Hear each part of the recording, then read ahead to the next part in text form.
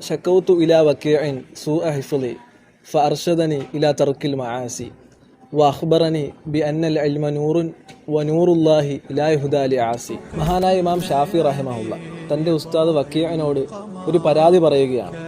ഞാൻ പഠിച്ച കാര്യങ്ങൾ മറന്നു പോകുന്നു. അപ്പോൾ ഉസ്താദ് വക്കീഅ കൊടുത്ത മറുപടി, നീ നിന്റെ തിന്മകൾ ഉപേക്ഷിക്കുക. ഇൽമ് എന്നത് അള്ളാഹുവിൻ്റെ നൂറാണ്. വനൂറുല്ലാഹി ലാ യുഹ്ദാ ലിആസി.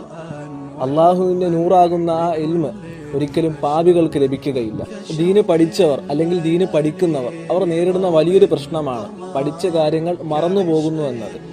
പരിശുദ്ധ ഖുർആൻ മനഃപ്പാഠമാക്കിയ ഹുഫാദുകൾ അവരുടെ ഹിഫ്ള് നഷ്ടപ്പെട്ടു പോകും.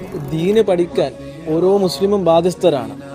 പല ആളുകൾക്കും ദീന് പഠിക്കാൻ ആഗ്രഹമുണ്ട്, പക്ഷെ അതിന് കഴിയാത്ത അവസ്ഥയാണ്. ഇതിൻ്റെയൊക്കെ കാരണം അള്ളാഹുവിൻ്റെ അടുക്കൽ മൂല്യമുള്ള, അതുപോലെ പ്രവാചകന്മാരുടെ അനന്തര സ്വത്ത് എന്നുവരെ റസൂലുള്ളാഹി സ്വല്ലല്ലാഹു അലൈഹി വസല്ലമ വിശേഷിപ്പിച്ച ഒന്നാണ് ഇൽമ്. ആ ഇൽമ് ഒരിക്കലും പാപികളുടെ മനസ്സിൽ തങ്ങി നിൽക്കുകയില്ല.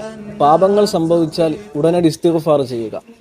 തിന്മകൾ ഒരു കൂടപ്പിറപ്പിനെ പോലെ കൊണ്ടു നടന്നിട്ടും എൻ്റെ ഇൽമിനൊരു കോട്ടവും സംഭവിക്കുന്നില്ല എന്ന് സ്വയം ആശ്വാസം കണ്ടെത്തുന്നവർ തിരിച്ചറിയുക.